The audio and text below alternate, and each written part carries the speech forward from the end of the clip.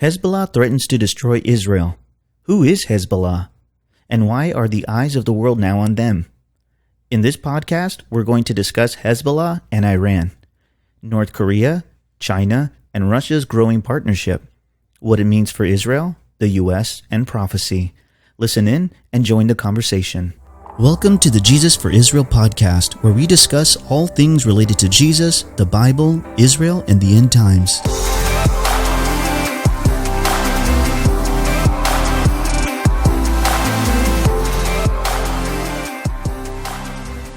Hey everyone, this is Peter, your host of the Jesus for Israel podcast.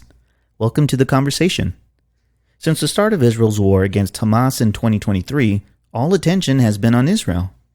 Now, another threat is emerging, and the world is on high alert once again. What is that threat? Hezbollah. Let me make it simple and then unpack it. Hezbollah is bad. They are more powerful than Hamas. They are threatening to fight Israel, which could start a larger war. This means it would draw in many countries, which means more war, chaos, bloodshed, and death. That's bad. It matters to you and me in the United States because it could draw in the U.S. as well. What happens to Israel affects the U.S. because we are allies. This means eventually it may affect us in our comfy homes as well. Now that's the big deal in a nutshell. Lebanon-based Hezbollah has threatened to invade northern Israel should a full-scale war break out between the two foes. And Hezbollah's leaders say new weapons would be used against Israeli forces. In fact, on Tuesday, an American diplomat said President Joe Biden is trying to avert a greater war along the border between Israel and Lebanon. The conversations that I had here today in Beirut and the ones that I had yesterday in Israel, both are being conducted because the situation is serious. We have seen an escalation over the last few weeks. And what President Biden wants to do is to avoid a further escalation to a greater war. That is the effort here. It will take everyone's interest in ending this conflict now. And we believe that there is a pathway diplomatically to do it, if the sides agree to it. But this is a very serious situation that we are in.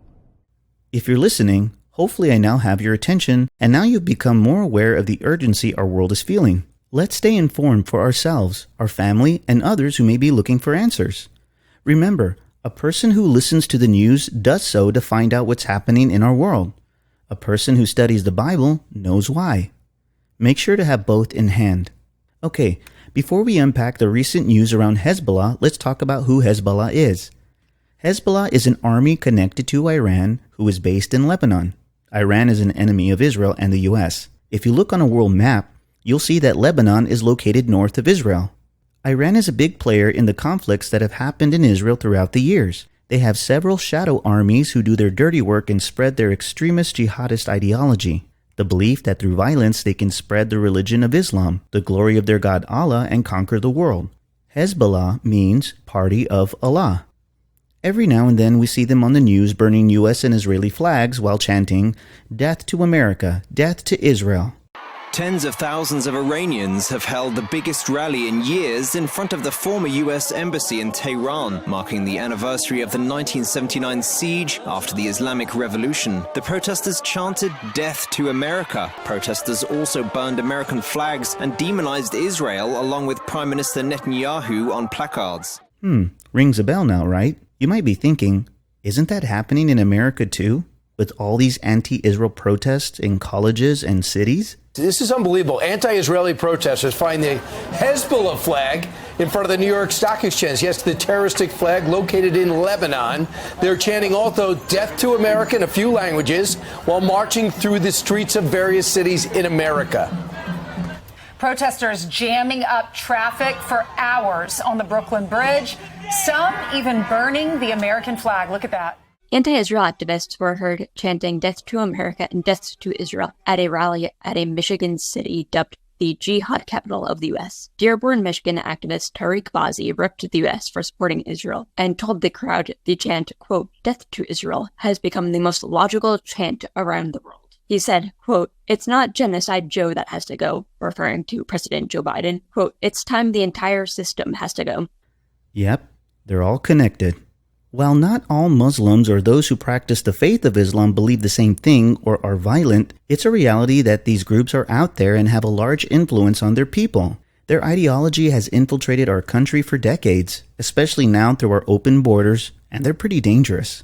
That's why what's happening in Israel matters to us in the U.S. The United States are allies with Israel.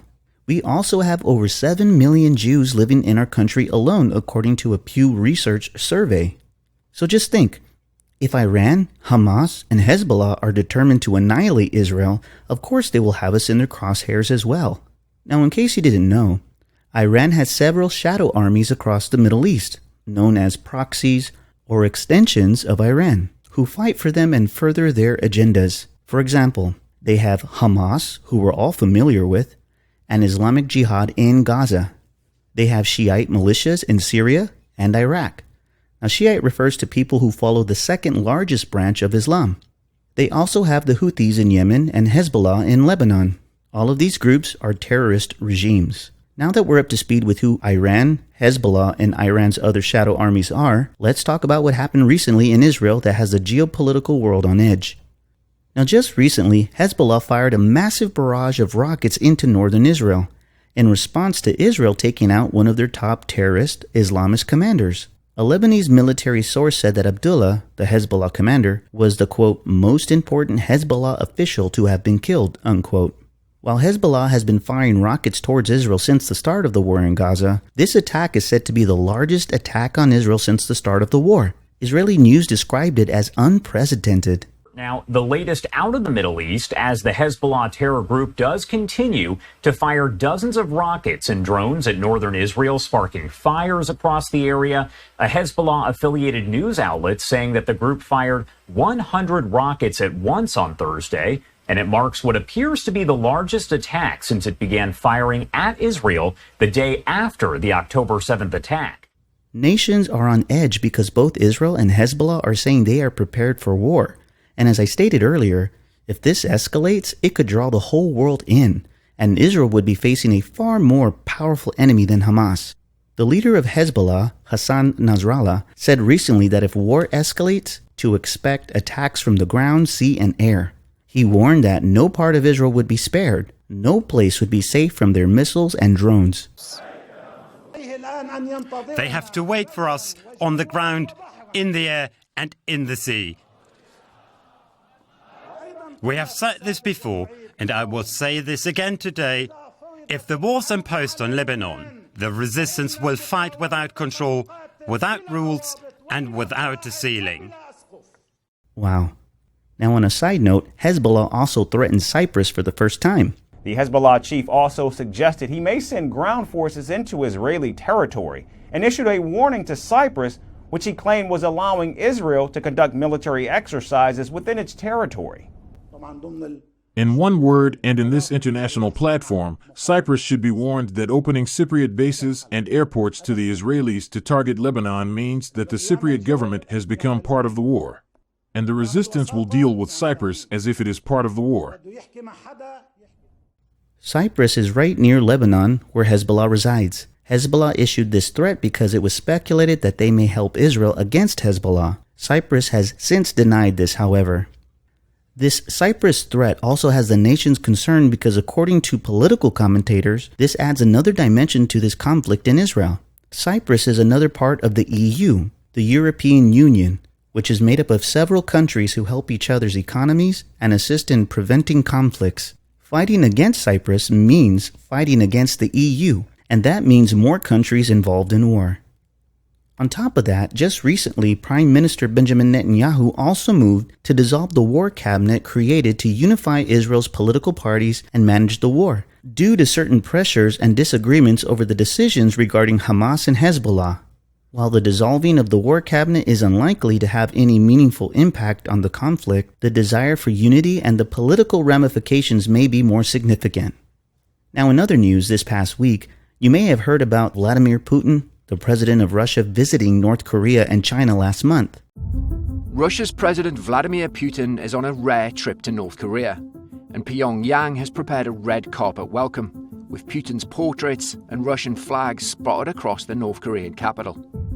As the subjects of Western sanctions, both Russia and North Korea have exchanged everything from food and oil to weapons in recent months.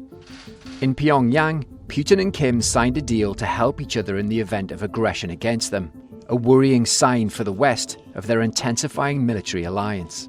So what's the big deal in a nutshell? These visits are for the purpose of solidifying their partnerships with each other, militarily and economically. That's bad, because the leadership of Russia, China, and North Korea are some of the biggest enemies of the United States and Israel. If this dark triangle of countries continue uniting, they will, without a doubt, unite against the US and Israel. These superpowers are fueling each other, and what makes the timing of this significant is that we haven't seen these leaders become so strong. Unfortunately, the perceived weakness of the United States and our president is opening up a window of opportunity. So what does all of this tell us? Please listen, this isn't sensationalism. At this point in time, we are seeing the world stage being set more and more for the return of Jesus. So keep your eyes peeled, because God is still speaking to us through His Word. Let's now discuss briefly how these countries play into biblical prophecy. While Russia and China aren't specifically named in end times prophecy like Iran, we know that in the days leading up to Jesus' return, we will have powerful nations like these collaborating with the satanic end-time figure known as the Antichrist. These countries are some of the largest in population and also massive militarily, economically, and politically. Modern-day Iran is known as Persia or Elam biblically and historically.